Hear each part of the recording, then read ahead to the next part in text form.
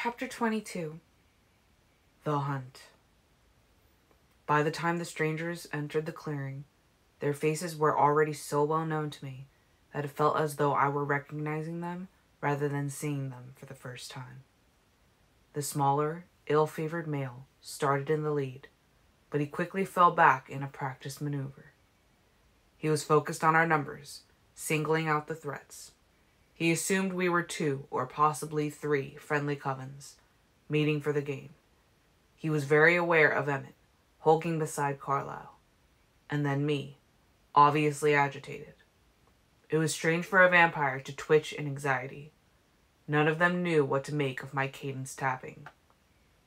For the smallest part of a second, I struggled with the feeling that something was missing in his tally, but there was too much for me to concentrate on to have time to track down that impression.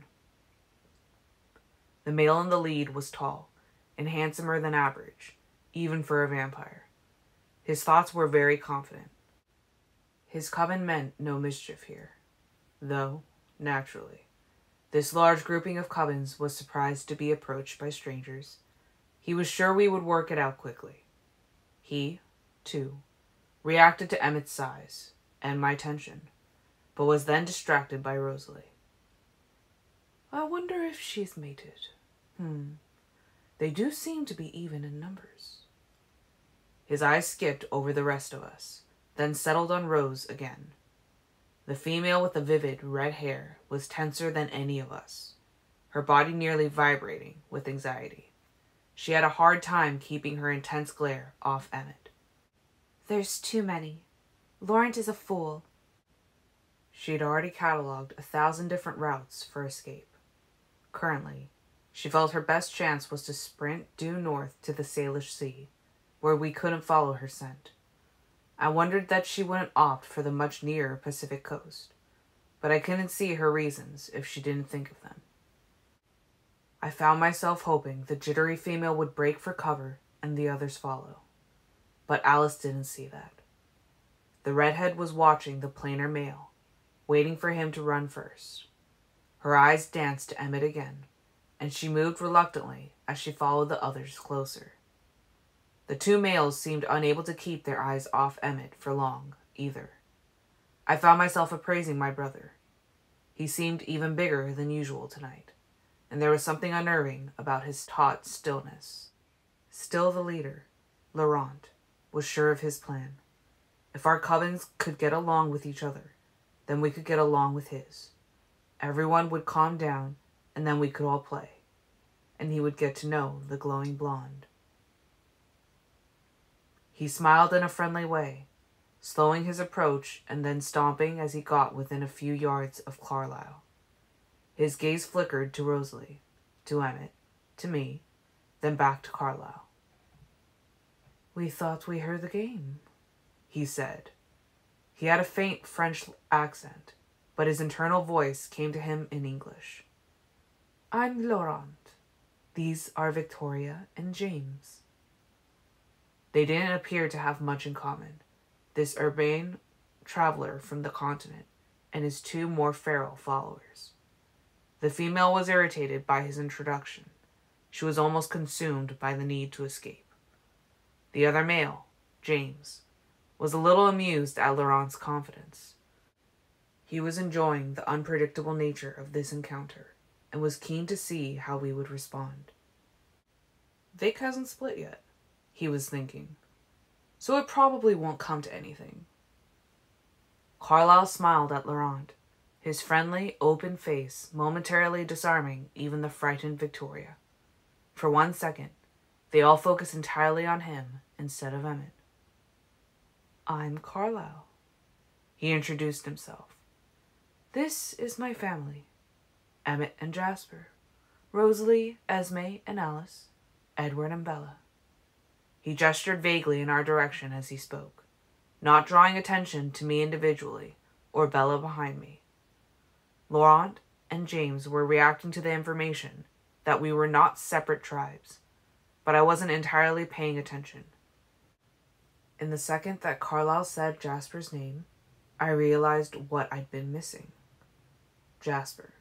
lacerated with scars on every visible portion of his skin, tall and lean and fierce as any stalking lion, eyes brutal with remembered kills, should have been at the forefront of their assessments. His warlike aspect should, even now, be coloring this negotiation. I glanced at him from the corner of my eye and found myself so incredibly bored. It seemed as if there could be nothing less interesting in the world than this nondescript vampire standing docilely to one side of our grouping. Nondescript? Docile? Jasper? Jasper was concentrating so hard that, had he been human, his body would have been dripping with sweat. I'd never seen him do this before, or even guessed that it was possible. Was this something he'd developed during his years in the South? Camouflage? He was concurrently smoothing the tension surrounding the newcomers and making anyone looking in his direction feel singularly uninterested. Nothing could be duller than examining this nothing male at the back of the group, so unimportant. And not just him.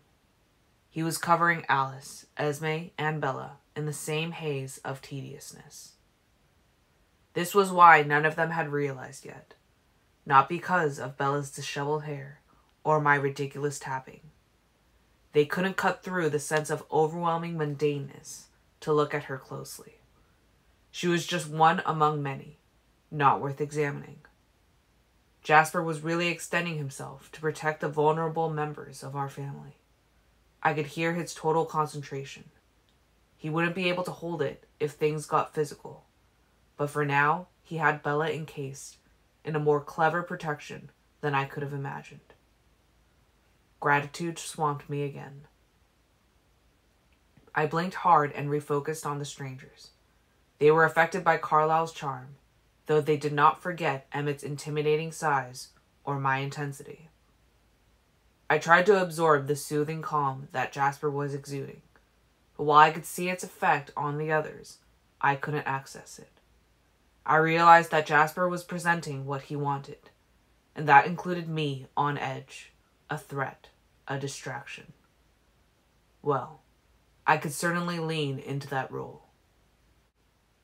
"Do you have room for a few more players?" Laurent was asking, just as amicable as Carlisle. "Actually, we were just finishing up," Carlisle responded, his tone oozing warmth. "But we'd certainly be interested another time. Are you planning to stay in the area for long?" "We're headed north, in fact, but we were curious to see who was in the neighborhood. We haven't run into any company in a long time." "No, this region is usually empty, except for us and the occasional visitor, like yourselves." Carlisle's easy friendliness, along with Jasper's influence, was winning them over. Even the edgy redhead was beginning to calm. Her thoughts tested this sense of safety, analyzing it in a way that was strange to me. I wondered whether she was aware of Jasper's performance, but she didn't seem suspicious. It was more like she questioned her own gut feeling. James was a little disappointed that a game did not seem to be imminent, and also that the confrontation had eased. He missed the excitement of the unknown. Laurent was absorbing Carlisle's poise and confidence. He wanted to know more about us. He wondered what subterfuge we used to disguise our eyes, and why. "What's your hunting range?" Laurent asked. This was a normal thing, an expected question among nomads, but I worried that it would alarm Bella. Whatever she felt, she was motionless and silent as a human could be behind me. The rhythm of her heart, and thus my drumming foot, didn't change. "The Olympic range here, up and down the coast ranges on occasion," Carlisle told him, not lying, but also not disabusing Laurent of his assumption. "We keep a permanent residence nearby. There's another permanent settlement like ours up near Denali." This surprised all of them. Laurent was merely confused, but anything unexpected seemed to turn to fear in the mind of the panicky female. For her, all the effects of Jasper's efforts vanished in an instant. James, however, was intrigued. Here was something new and different. Not only was our coven immense, we were apparently not even nomadic. Perhaps this detour wasn't entirely wasted. Permanent? Laurent asked, bewildered. How do you manage that? James was pleased that Laurent had spoken, so his curiosity could be assuaged without any effort on his part. In a way, his reluctance to draw attention to himself reminded me of Jasper's much more effective camouflage. I wondered why James would want to play it safe this way. It didn't seem to line up with his desire for diversion. Or did he, like Jasper, have something to hide? Why don't you come back to our home with us and we could talk comfortably? Carlyle proposed. It's a rather long story. Victoria twitched, and I could see that she was holding herself in place by will alone. She guessed what Laurent's answer would be, and, oh, how she wanted to run. James gave her an encouraging look, but it didn't alleviate her stress. Still, she would follow his lead. Could it be this easy? It would be simple to split up if they accepted the invitation, with Carlyle and Emmett safely leading the strangers away. Thanks to Jasper, they might never realize what we were hiding from them. I looked into Alice's view of the future. A little more difficult at the moment, as I had to ignore Jasper's potent veil of tedium, which tried, with energy, to convince me that there must be something more interesting to do. Alice was focused on the closest possible futures. It surprised me that they all ended in a standoff now. A few of the possible fights were clearer than before. So it would not be that easy. In Laurent's mind, I heard nothing but interest and the coming ascent. James was in agreement. Victoria looked for a trap, rigid with dread. None of them had any intention to cause trouble or even examine our numbers more closely. What would change their minds? I could think of only one factor that was so sure, so unaffected by any decision or whim. The weather. I braced myself, knowing there was nothing I could do. Jasper's eyes flickered to me. He felt my new anguish. That sounds very interesting and welcome, Laurent was saying. We've been on the hunt all the way down from Ontario. We haven't had the chance to clean up in a while. Victoria shuddered, trying to subtly catch James's attention, but he ignored her. Please don't take offense, but we'd appreciate it if you'd refrain from hunting in this immediate area. Carlyle cautioned them. We have to stay inconspicuous, you understand. Carlyle's voice was perfectly assured. I envied him in his hopefulness. Of course, Laurent agreed. We certainly won't encroach on your territory. We just ate outside of Seattle, anyway. Laurent laughed, and Bella's heartbeat stuttered for the first time. The movement of my foot faltered quickly, trying to disguise the variation. None of the strangers seemed to notice. We'll show you the way if you'd like to run with us, Carlyle offered, and only Alice and I knew that it was too late for his plan to succeed. It was so close now. Her visions were racing to collide with the present. Emmett and Alice, you can go with Edward and Bella to get the jeep. It happened exactly as he said Bella's name. Just a gentle breeze, a mild flutter from a new direction. An aberration caused by the tail end of the storm swirling westward. So mild, so inescapable. Bella's scent, fresh and immediate, wafted directly into the strangers' faces.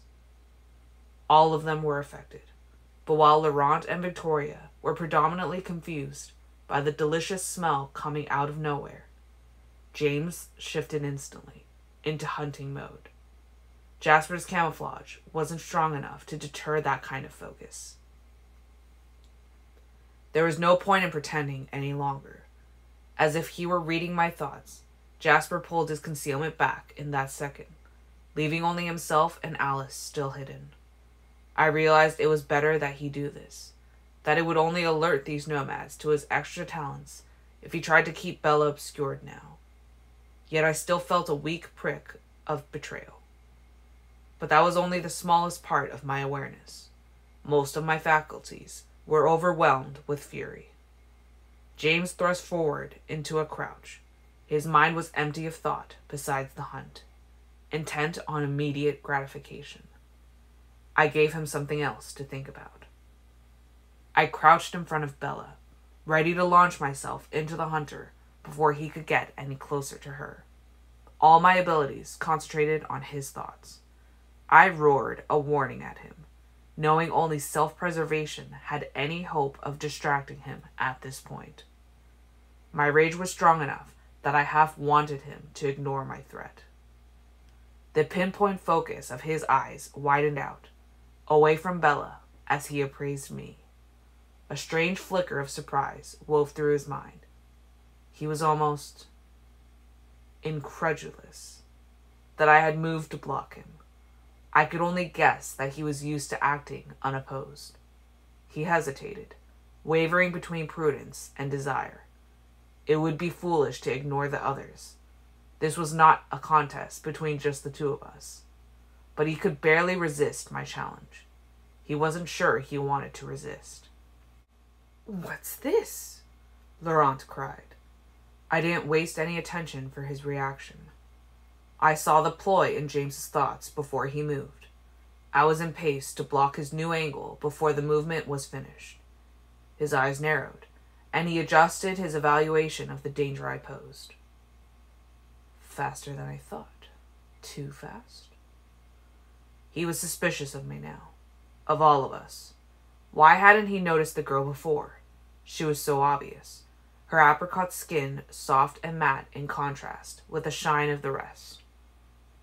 "She's with us," I heard Carlyle warn in a new voice, friendliness gone. James flashed a glance at him and was aware again of Emmett looming, massive and eager, beside Carlyle. I was surprised at his frustration. James didn't want to be careful. He was anxious for a fight. However, still poised to strike, he spared part of his focus to tune in for some movement from Victoria, but she was frozen with fear. My own attention was compromised as Laurent finally reacted. "You brought a snack?" he asked, disbelieving. Like James, he moved a step closer to Bella, though his move was more instinctual than aggressive. That didn't matter to me. I twisted slightly, my eyes never leaving the greater threat, and snarled my rage in Laurent's direction, baring my teeth at him. Unlike James, Laurent immediately retreated. James shifted again, testing my concentration. I was in place to answer his maneuver before the motion was complete. His lips pulled back over his teeth. "I said she's with us," Carlyle repeated, his voice closer to a growl than I'd ever heard it before. "But she's human," Laurent pointed out. There was still no aggression in his mind. He was only baffled and frightened. He couldn't make sense of this situation, but he realized that James's ill-considered offensive might get them all killed. He glanced toward Victoria, checking her reaction much as James had, as if she were some kind of weather vane. Emmett was the one to respond to Laurent. I didn't know if it was Jasper who made it feel as though the ground shook as he took one step closer to the conflict, or if it was just Emmett being Emmett. "Yes," he rumbled, his tone absent of all emotion and inflection. The steel of his voice seemed to cut straight through the center of the confrontation, evoking a sudden chill in the air. I was pretty sure that was Jasper's work, but I didn't split my concentration to be sure. It was effective. The hunter straightened out of his crouch. I read his reactions minutely, holding my defensive position against the possibility of a trick. I expected anger, frustration. I'd seen before that he was arrogant, not used to being obstructed. Having to concede to a larger force than his own would surely infuriate him.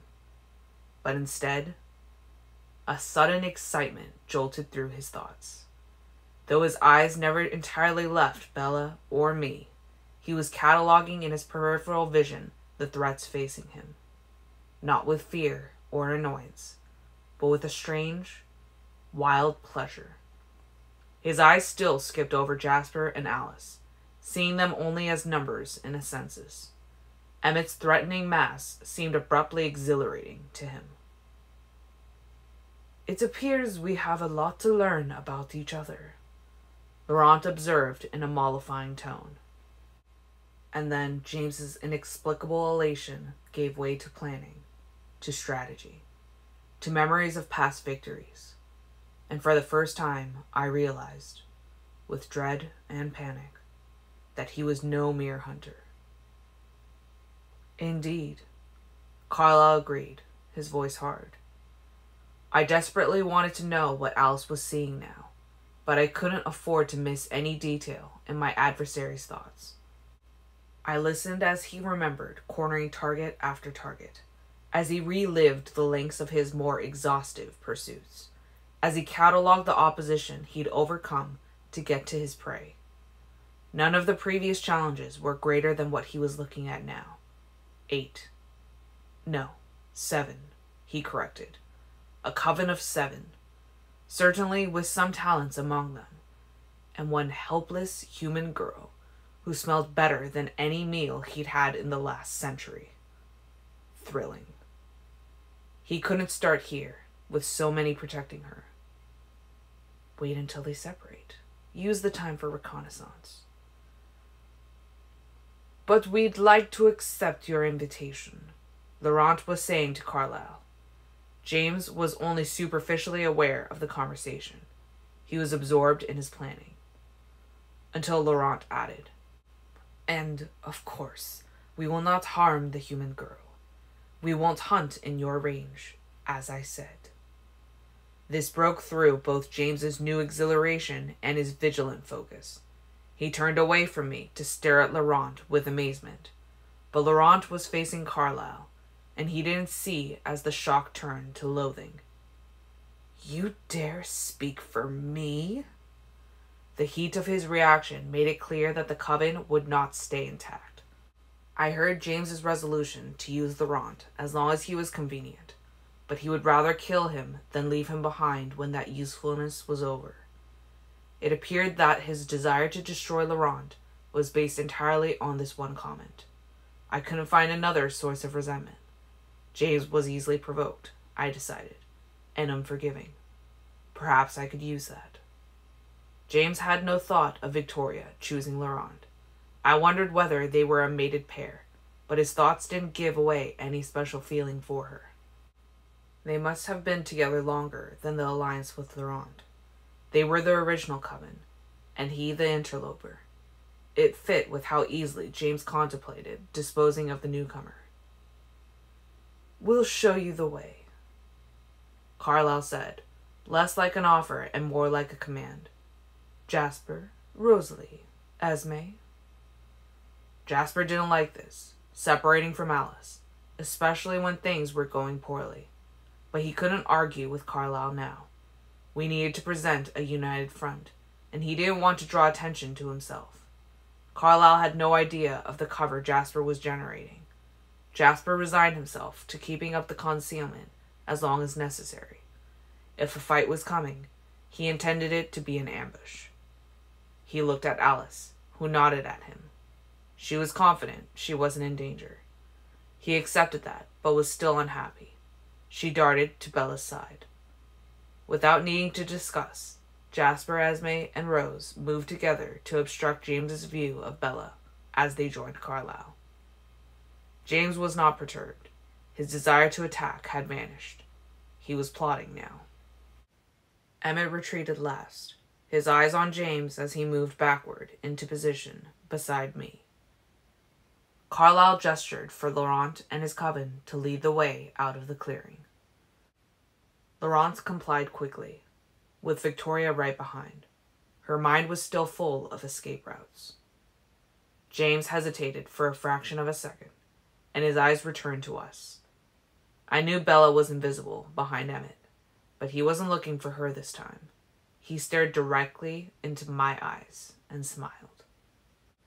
Something caught his attention. Alice, uncloaked as Jasper moved away from her.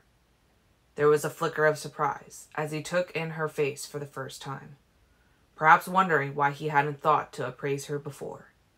But that surprise did not resolve into words before he turned and dashed after the others. Carlyle and Jasper ran close on his heels, Rose and Esme following. I had to work to keep my voice from coming out as a snarl or a shriek. "Let's go, Bella." She seemed paralyzed. Her wide eyes were so blank that I wondered whether she even understood what I was saying. But I didn't have time to soothe her, or treat her if she were in shock. Right now, the only priority was escape. I took her elbow and pulled her in the opposite direction from where the others had just disappeared. After one staggering step, she found her footing and half ran to keep up with me. Emmett and Alice moved behind us, hiding her just in case. I was positive James would not follow Laurent back to our house. When he found an opportunity, he would break off and circle back to catch Bella's trail. I couldn't know how long it would take him to find that opportunity, but I had to act as if he were already watching. If he were, it would be better to let him think that we would move at Bella's speed. I doubted he would be surprised for long when her scent became suddenly tenuous in the trees, but if we could obscure how we were traveling, he would have to pause to reassess.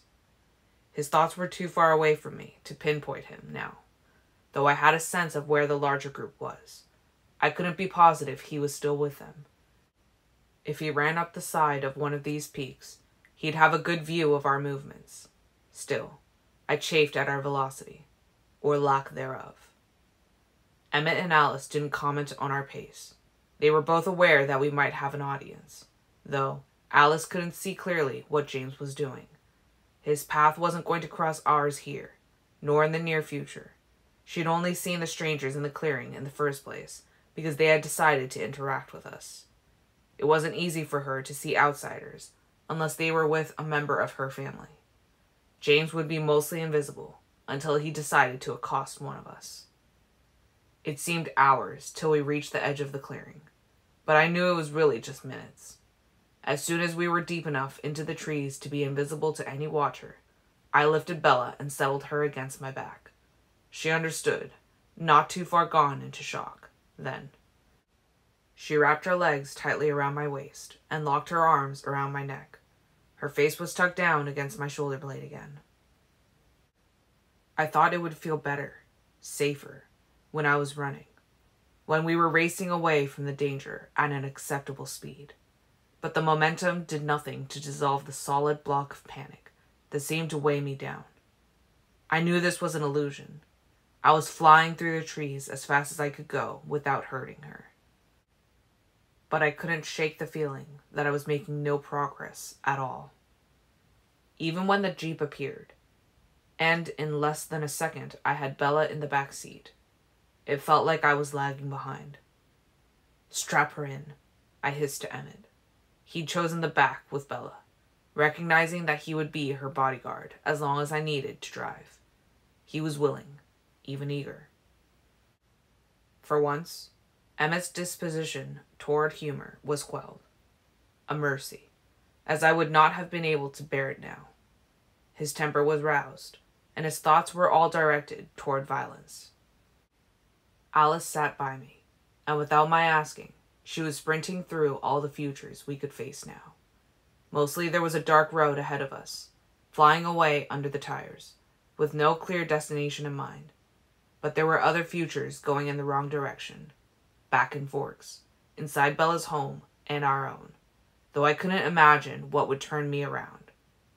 We lurched and careened across the rough road as fast as I dared go without chancing flipping the Jeep, but it continued to feel like I was losing a race. While Alice kept searching, there was the blistering sunlight again. Why would we choose that kind of location when it would trap us indoors? I focused on the road. Finally, we were back to the highway, and I wished fervently we were in another car. Any other. Mine, Rose's, Carlisle's. The Jeep wasn't modified for racing, but there was nothing for it. I was vaguely aware of the sound of my own voice, snarling out half-articulated obscenities, but it felt distant from me, as though not under my control.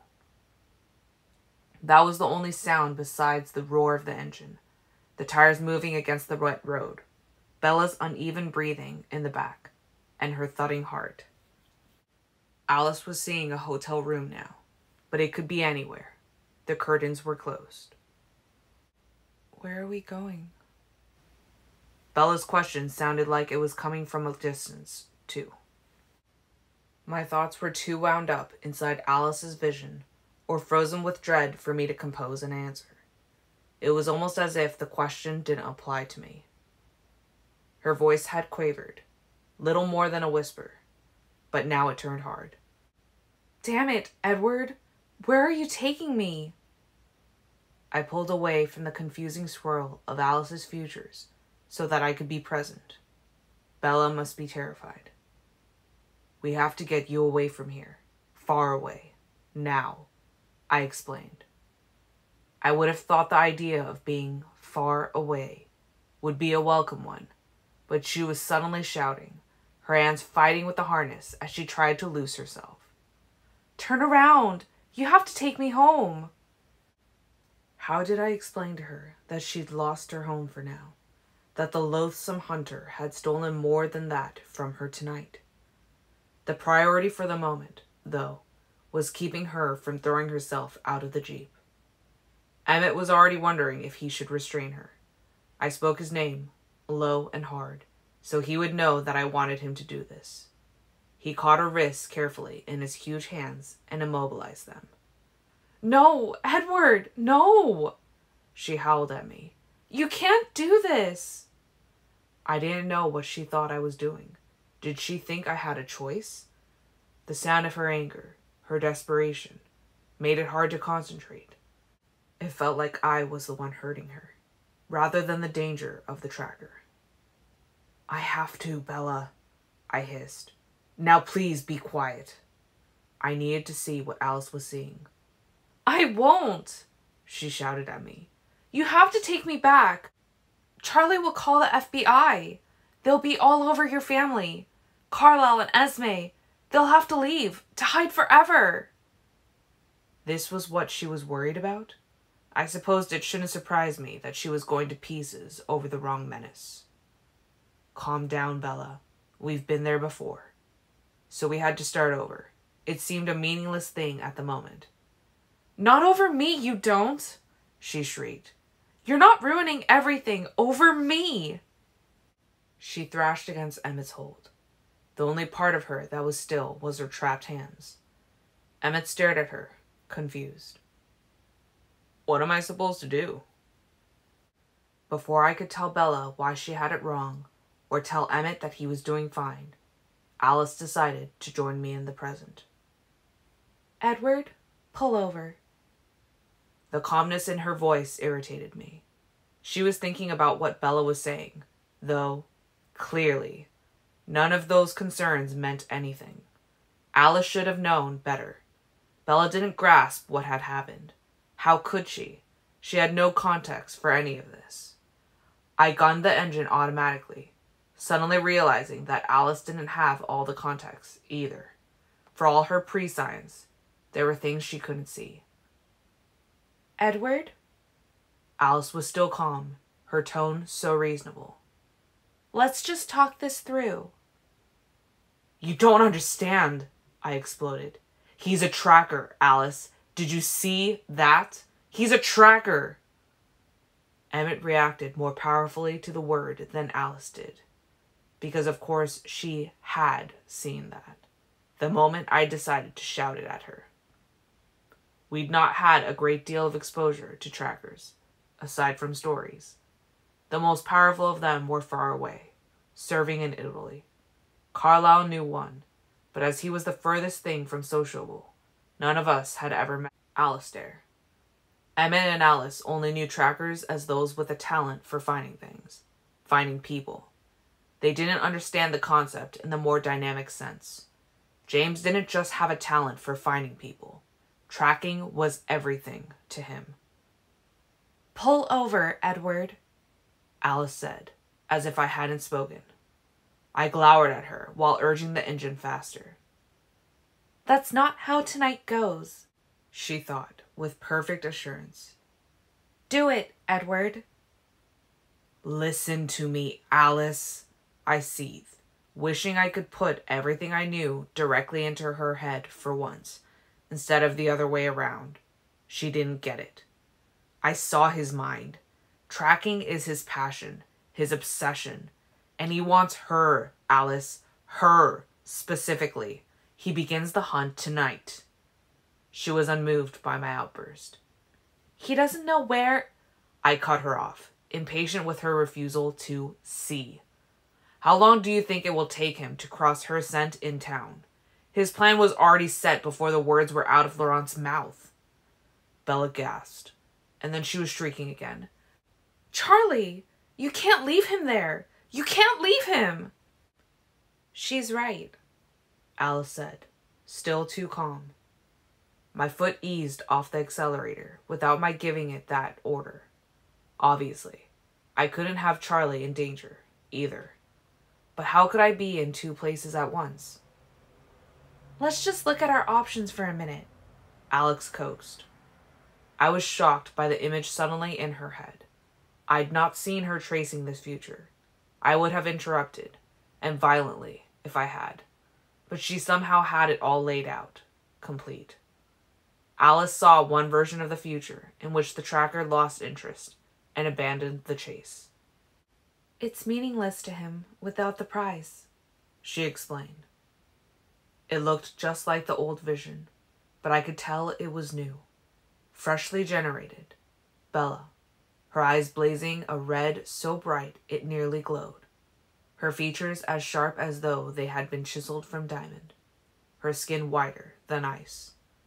Sure enough, the tracker disappeared from this version of destiny, and Bella's brilliant eyes stared at me coldly, accusingly.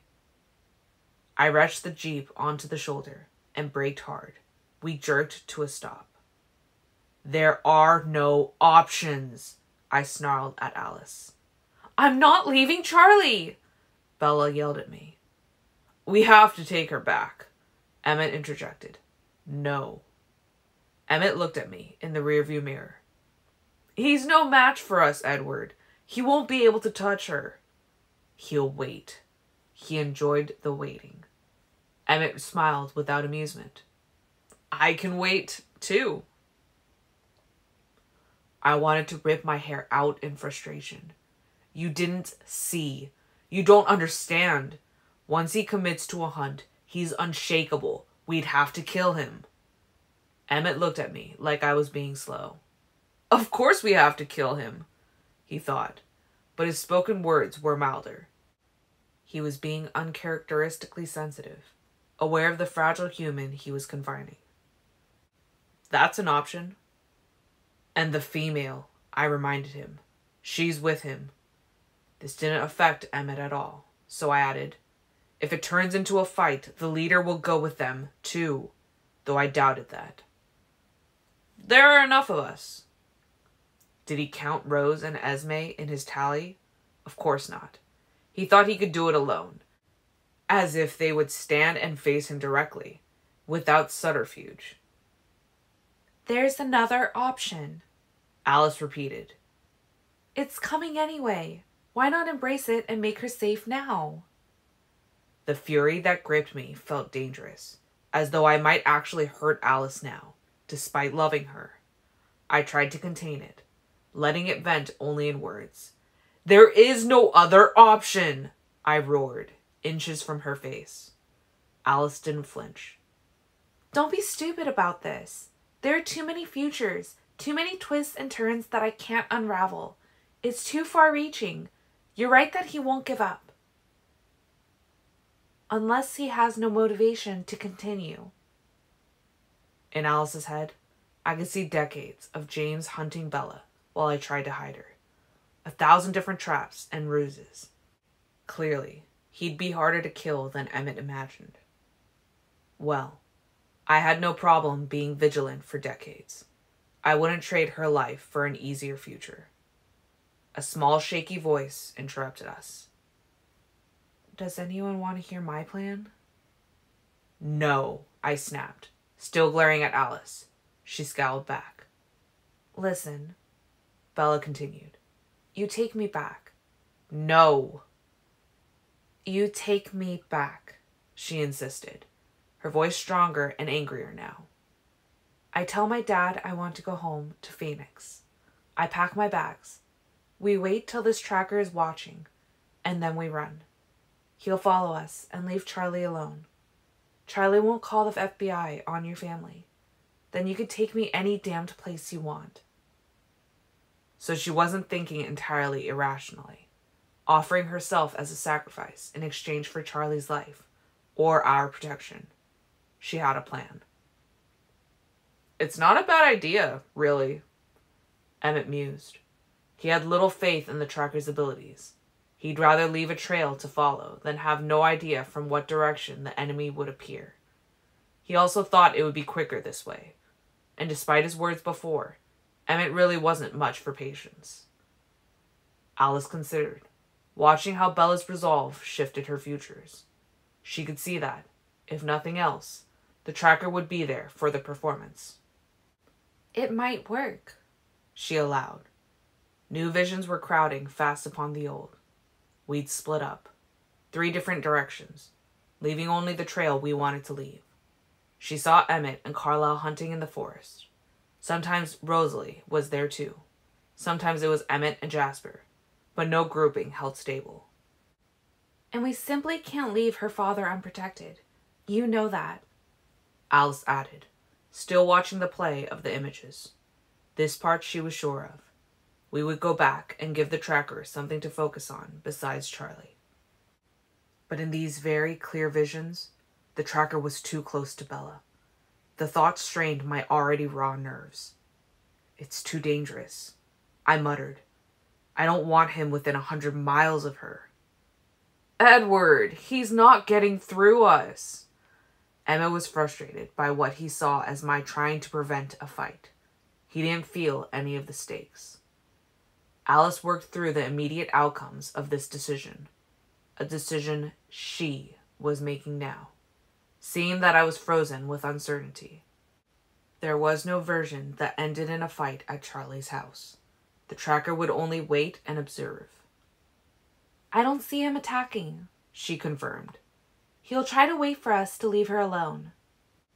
It won't take long for him to realize that's not going to happen. I demand that you take me home, Bella ordered, working to make her voice sound more assertive. I tried to think through the haze of panic, desperation, and guilt.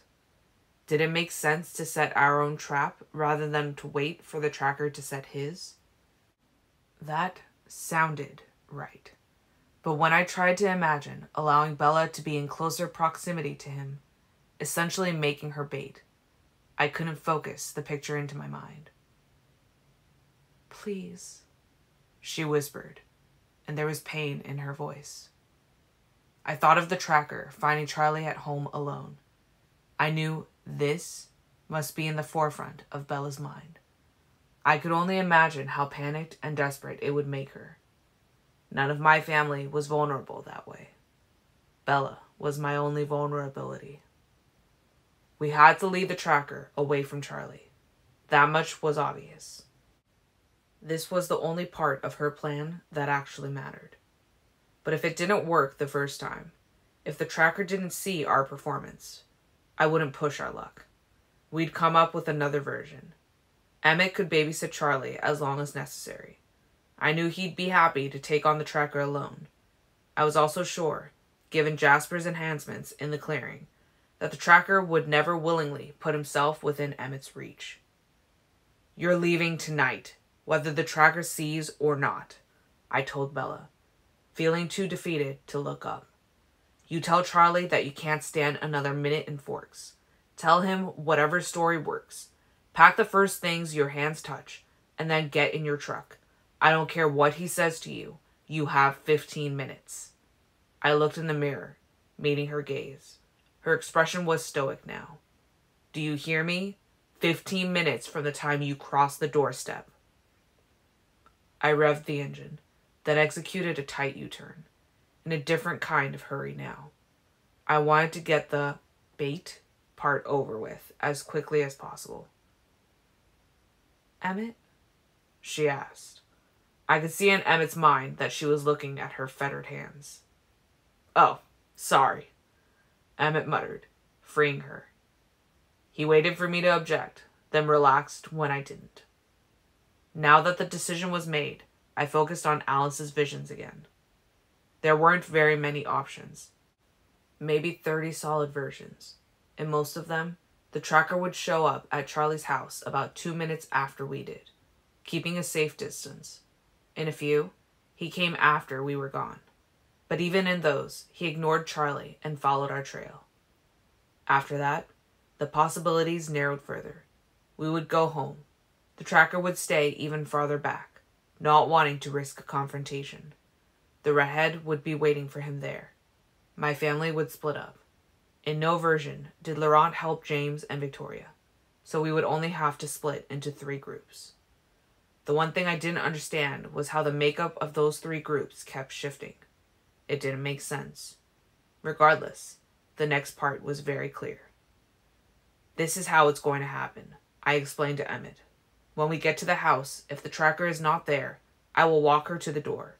Then she has 15 minutes. I met Bella's eyes in the mirror again. Emmett, you take the outside of the house. Alice, you get the truck. I'll be inside as long as she is. After she's out, you two can take the Jeep home and tell Carlisle. No way, Emmett objected. I'm with you. You owe me one, remember? It shouldn't surprise me he would want that. This was probably why the future groupings were confused. Think it through, Emmett. I don't know how long I'll be gone. Until we know how far this is going to go, I'm with you. There was no wavering in his mind. Maybe it was for the best. I let it go. In Alice's head, it was Carlisle and Jasper hunting in the forest now. If the tracker is there, I continued, we keep driving. We're going to make it there before him, Alice insisted. It was 99% certain, but I wasn't taking any chances with some outlier version that was less clear than the others. What are we going to do with the Jeep? Alice asked. You're driving it home. No, I'm not, she said with absolute certainty. The vision of how we would divide shifted around again. I growled a string of archaic curses in her direction. Bella interrupted in a low voice. We can't all fit in my truck. As if we were going to make our escape in that geriatric sloth. I said nothing, though, knowing how sensitive she was about her truck. I didn't have the energy for a pointless argument. When I didn't respond, she whispered, I think you should let me go alone. I'd missed her meaning again. Naturally.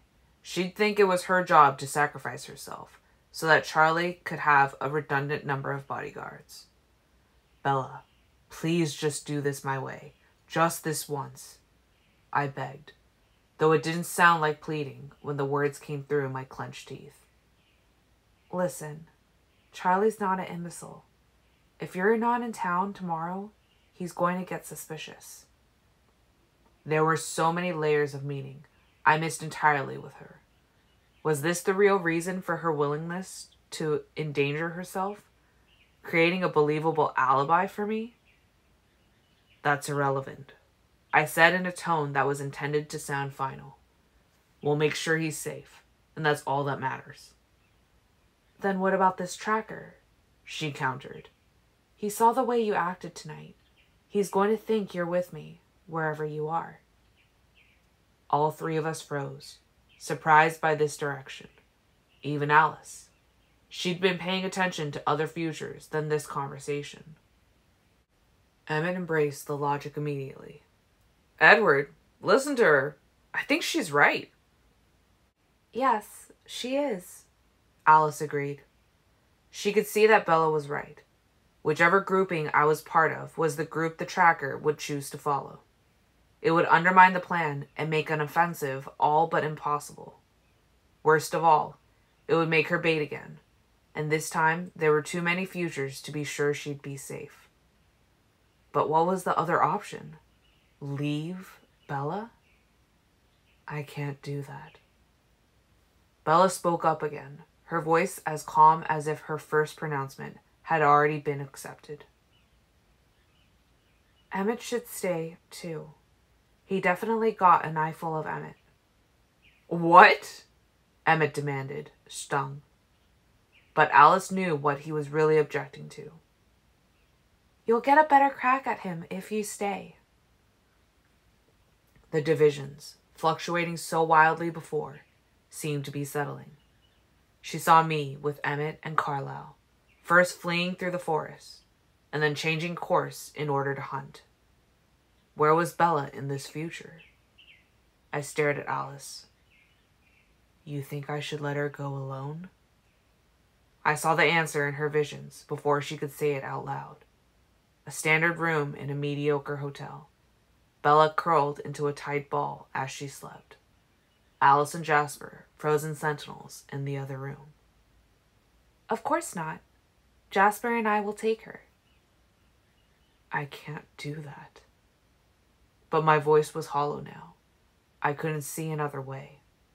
If the tracker was going to choose me as the mark, then I should be far away from Bella. I would have to control the panic, the anguish, and be a hunter.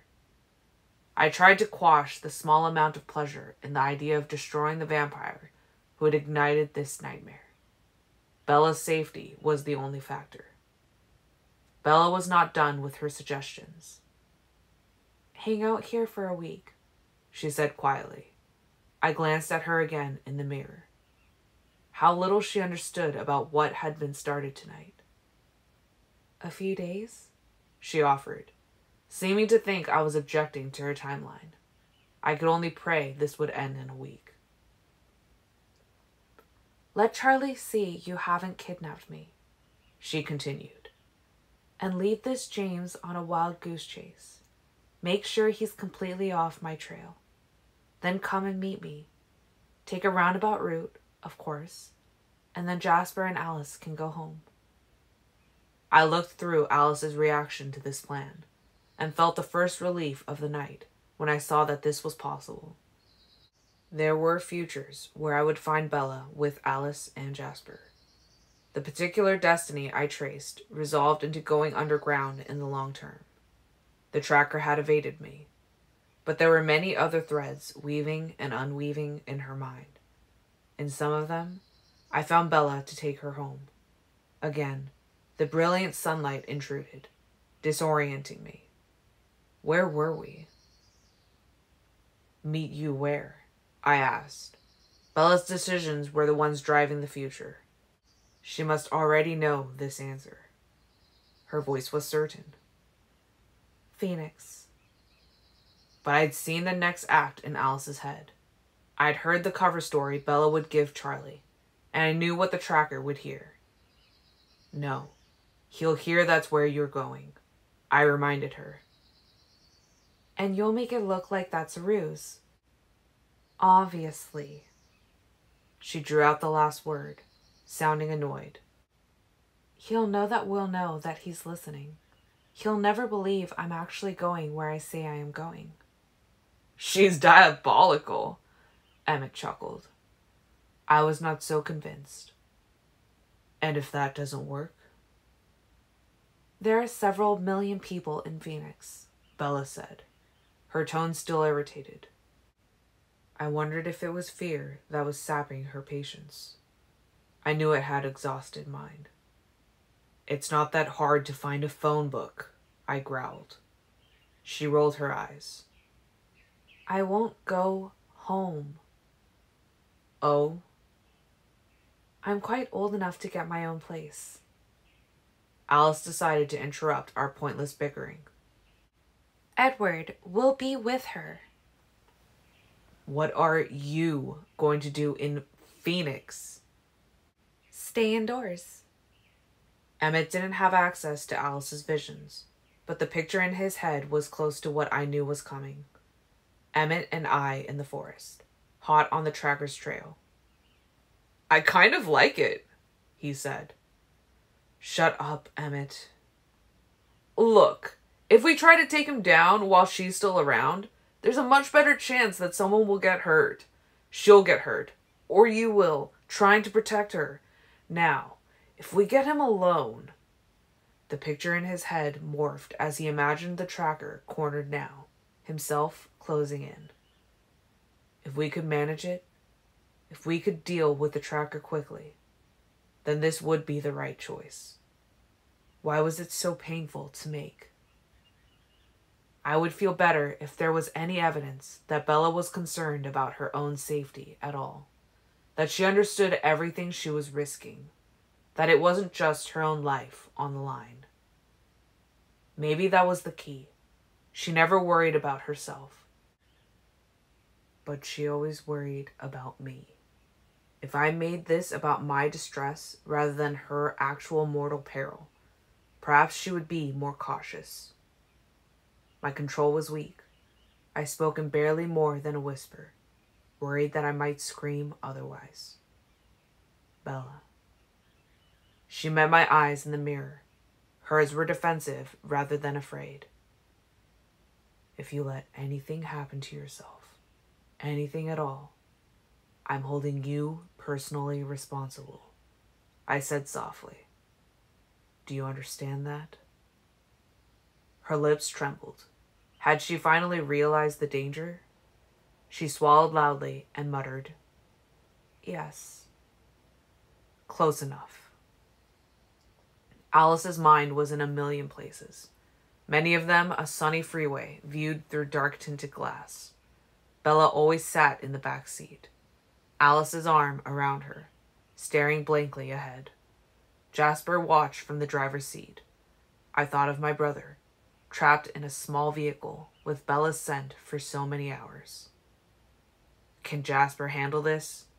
I demanded. Give him some credit, Edward, Alice chided. He's been doing very, very well, all things considered. But her mind flashed through a dozen future scenes, just in case. Jasper didn't lose focus in a single one. I appraised Alice. The tiny exterior made her look fragile, but I knew she was a fierce opponent. The tracker, or anyone else, would underestimate her. That should count for something. Still, I felt uneasy picturing her having to physically protect Bella. Can you handle this? I muttered. Her eyes narrowed in outrage. Put on. She'd seen the question coming. I could take you blindfolded. She snarled at me, long and loud. A disturbingly ferocious sound that echoed against the Jeep's glass and pushed Bella's heart into a sprint. For half a second, I couldn't help but smile at Alice's ridiculous display. And then all humor vanished again. How had it come to this? How would I let myself be separated from Bella, no matter how lethal her guardians? Another unpleasant thought flickered through my brain. Bella and Alice alone, embarking on their foreseen friendship. Would Alice tell Bella her solution to this nightmare? I nodded once, a sharp jerk, to let her know that I'd accepted her role as Bella's protector. But keep your opinions to yourself, I warned.